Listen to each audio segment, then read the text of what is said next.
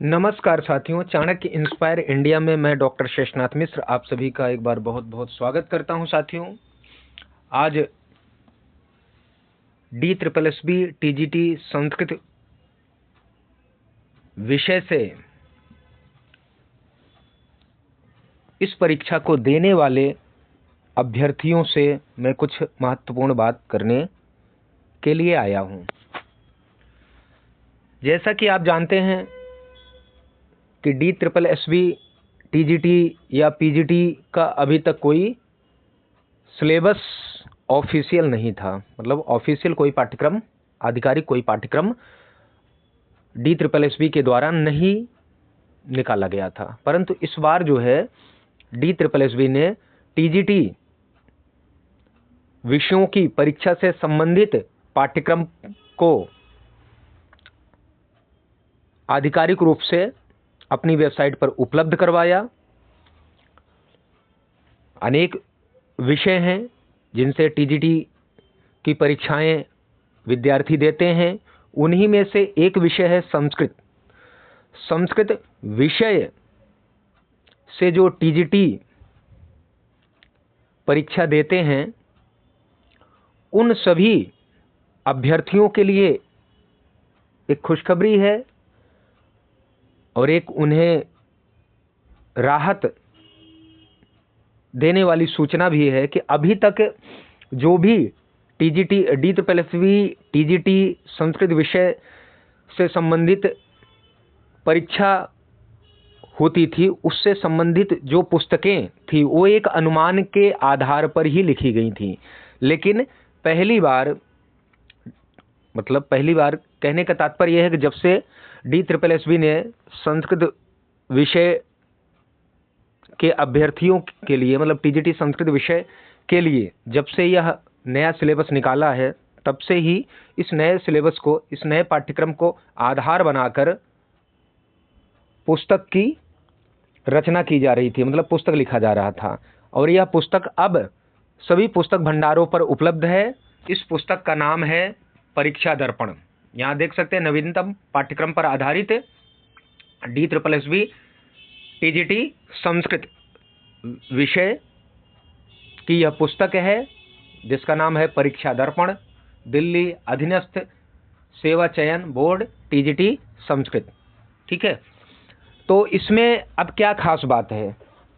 सबसे खास बात तो यही है कि यह जो है किस पर है, तो यह पाठ्यक्रम पर आधारित है। लेकिन सभी पाठ्यक्रम पर तो मान लीजिए और भी लोग, अगर अभी तो कोई ऐसी पुस्तक है नहीं, लेकिन भविष्य में अगर ऐसी कोई पुस्तक और भी आए तो उसमें और इसमें क्या भिन्नता है, तो इसमें देख सकते हैं कि समग्र पाठ्यक्रम का बहुत ही गहनता से उसका अध्ययन और विश्लेषण करने के उपरांत जो है इस पुस्तक की रचना की गई है। ठीक है ना, क्या की गई है? इस पुस्तक की रचना की गई है। कोई भी टॉपिक छोड़ा नहीं गया है। इवन कि जितनी आवश्यकता थी उससे भी अधिक जो है इसमें विषय सामग्री का संकलन, लेखन इसमें मतलब इस परीक्षा दर्पण नामक पुस्तक में किया गया है। और ये सभी विद्यार्थियों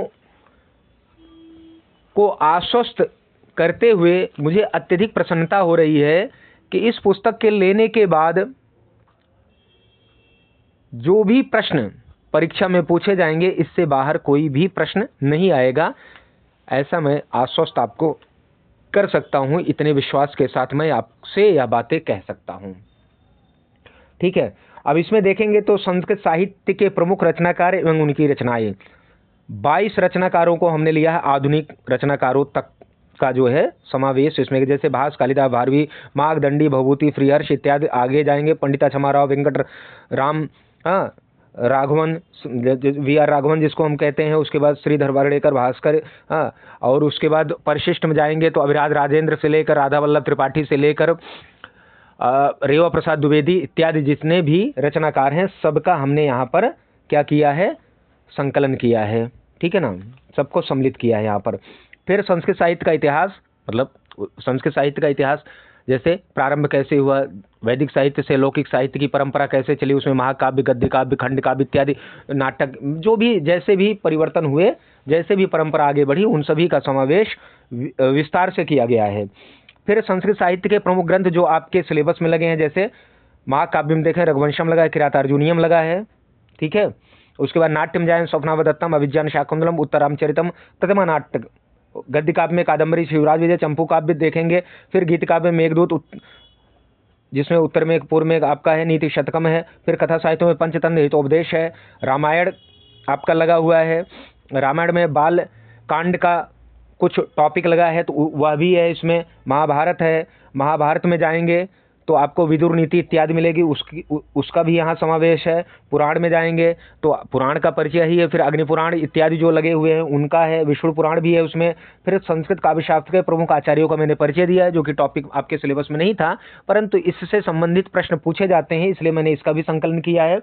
फिर संस्कृत व्याकरण जाएंगे तो संस्कृत व्याकरण में सबसे पहले हमने संस्कृत व्याकरण के प्रमुख आचार्यों का परिचय, जैसे पाणिनि, कात्यायन, पतंजलि, भर्तृहरि, जयादित्य, वामन, भट्टोजित या वरद आचार्य इत्यादि जो भी प्रमुख ग्रंथकार हैं उनसे संबंधित जो है इसमें सामग्री का संकलन किया। फिर वर्ण विचार में जाएंगे तो आपको माहेश्वर सूत्र इत्यादि मिलेंगे। फिर संज्ञा, प्रकरण, संधि, समास, कारक और संस्कृत व्याकरण का सामान्य परिचय, जिसमें आप देखेंगे कि कितने वचन होते हैं, कितने लकार होते हैं, कितने लिंग होते हैं इत्यादि जो भी सामान्य परिचय है। फिर प्रत्यय, स्त्री प्रत्यय, शब्द रूप, धातु रूप, संस्कृत संख्याएं हो गई। फिर उपसर्ग होंगे, अव्यय हो गए, संस्कृत अनुवाद हो गए, वाच्य परिवर्तन हो गया, अशुद्धि, परिमार्जन इत्यादि जो है ये व्याकरण से संबंधित आपके टॉपिक। फिर छंद है, अलंकार है। फिर वैदिक साहित्य में आपके ऋग्वेद और अथर्ववेद लगा हुआ था, लेकिन हमने ऋग्वेद, सामवेद, अथर्ववेद और मतलब ऋग्वेद, यजुर्वेद, सामवेद, अथर्ववेद सबका हमने यहाँ पर संकलन। फिर संज्ञान सूक्त है, शिव संकल्प सूक्त है, उपनिषद साहित्य है, श्वेतरोपनिषद है, ईशावास्योपनिषद, तैत्तिरीयोपनिषद इत्यादि यहाँ पर है। फिर गायत्री मंत्र हो गया।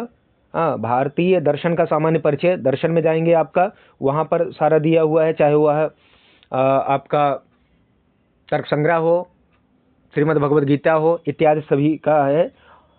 स्मृति ग्रंथ भी हमने, परिशिष्ट में बहुत सारी चीज़ें हैं, उसको आप देखेंगे। फिर अंत में हमने दिया है कि जैसे लास्ट में जो मतलब अभी तक जो जितने भी आपके टीजीटी, DSSS टीजीटी की परीक्षा हुई है, उन परीक्षाओं के प्रश्न पत्र हल के साथ जो है लगा दिए गए हैं, जिससे आपको इधर उधर परेशान होने की आवश्यकता नहीं पड़ेगी, ठीक है ना। और सबसे महत्वपूर्ण बात है कि इसमें हमने जो है मूल चीज़ों को भी मतलब सम्मिलित किया है। जैसे मान लीजिए ईशावास्योपनिषद है, तो ईशावास्योपनिषद का विस्तृत रूप से हमने तथ्यात्मक संकलन तो किया ही है, परंतु इसके साथ साथ पूरा ईशावास्योपनिषद के 18 मंत्र और उनके अन्वय, आवश्यकता जहाँ पड़ी वहाँ शब्दार्थ भी दिए हैं, उनके अनुवाद, उनकी व्याख्या, व्याकरणात्मक टिप्पणियाँ वगैरह सब कुछ दी गई। ऐसे ही तैत्तिरीयोपनिषद का है। ऐसे ही आप जाएंगे, संज्ञान सूक्त हो गया, शिव संकल्प सूक्त हो गया, ठीक है, इत्यादि जो भी ग्रंथ आपके लगे हैं। जैसे रघुवंशम होगा, रघुवंशम के सारे प्रथम सर्ग ही लगा, तो सारे श्लोक हमने दिए हैं, किरातार्जुन के सारे श्लोक, उसका अर्थ, व्याकरणात्मक टिप्पणियाँ वगैरह सब दी है। इसे शिवराज विजयम का भी इसी प्रकार से, और कादम्बरी में जो आपका शुकनाशोपदेश लगा है, शुकनाशोपदेश पूरा आपका इसमें दिया हुआ है, ठीक है ना, मतलब अर्थ के साथ। और शिवराज विजयम में आपकी व्याकरणात्मक टिप्पणियाँ वगैरह, अर्थ वगैरह सब कुछ दिए। इसी प्रकार नीति शतकम हो, मेघदूतम हो गया इत्यादि सभी जो प्रमुख ग्रंथ लगे हुए हैं, इनमें इन प्रकार की सभी, मतलब इस प्रकार की सभी चीज़ों का संकलन किया गया है। तो यह अपने आप में पहली पुस्तक है अभी इस साहित्य जगत में, कह सकूं तो कोई अतिशयोक्ति नहीं है। तो मेरे प्यारे दोस्तों, अभी बम्पर वैकेंसी DSSS TGT की निकली हुई थी, आप सभी ने फॉर्म भरा ही था। उसमें संस्कृत में चाहे मेल हो चाहे फीमेल वर्ग में हो, बहुत अच्छी खासी संख्या में वैकेंसी आई है।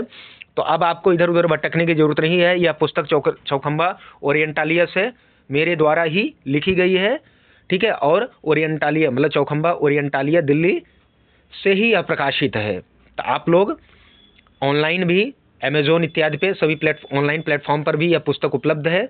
जो भी साथी इसको लेना चाहते हैं इसको ले सकते हैं, और यह पूरी तरह से आपकी परीक्षा के लिए सहयोगी, सहायक है। आपको सफल करने की यह पूरी क्षमता रखती है। इस चीज़ की मैं आपको एश्योरेंस भी देता हूँ, इसका यकीन भी मैं आपको दिलवाता हूँ। इसलिए इधर उधर अन्य किसी बातों में आप लोग मत रहना, आप सीधे इस पुस्तक को खरीदिए और अच्छे से इसकी तैयारी कीजिए। आपका विषय में जितने भी प्रश्न आएंगे, आप 100 में 100 भी प्रश्न करने की स्थिति में रहेंगे यदि इस पुस्तक को आप पूरी तरह से अध्ययन करते हैं तो, ठीक है ना। यदि कोई और इस पुस्तक के बारे में कोई जानकारी लेनी हो तो चौखंबा ओरिएंटालिया पर आप फ़ोन कर सकते हैं या मुझसे संपर्क कर सकते हैं। बस इतनी सी बात आप सभी को बतानी थी। फिर मैं कह रहा हूँ एक बार कि यह पुस्तक बहुत ही अच्छी है, बहुत महत्वपूर्ण है और आपको पूरी तरह से सफल बनाने में यह सहायक होगी, ये मैं आपको पूरी तरह से आश्वस्त करता हूँ मेरे प्यारे साथियों। तो आप लोग इस पुस्तक को लीजिए। यह पुस्तक DSSS के साथ साथ KVS TGT हो गया या UP TGT, UP TET, CTET, UP LT grade, हाँ, BEd की प्रवेश परीक्षा हो गई, बिहार टेट हो गया या झारखंड TGT PGT इत्यादि हो गई, उत्तराखंड TGT की परीक्षा हो गई, हरियाणा टेट वगैरह की हो गई। ये सारी चीज़ें जो है ना, मतलब इन सभी अन्य प्रदेशों के लिए बड़ी लाभदायक है, क्योंकि ओवरऑल सिलेबस कमोबेश TGT के वही होते हैं, थोड़े बहुत कम ज़्यादा मिलाकर, है ना। तो आप जो है इस पुस्तक को लेकर अपने सपनों को साकार करिए, अपने लक्ष्य का संधान करिए। तो ये मुझे एक छोटी सी सूचना आप सभी को देनी थी। उम्मीद है कि यह सूचना आपके लिए बहुत ही लाभदायक होगी। और पुस्तक से संबंधित यदि कोई और जानकारी हो तो आप संपर्क कर सकते हैं। बस चैनल को लाइक शेयर सब्सक्राइब करिए। मिलते हैं नए विषय के साथ, तब तक के लिए आप सभी का बहुत बहुत धन्यवाद।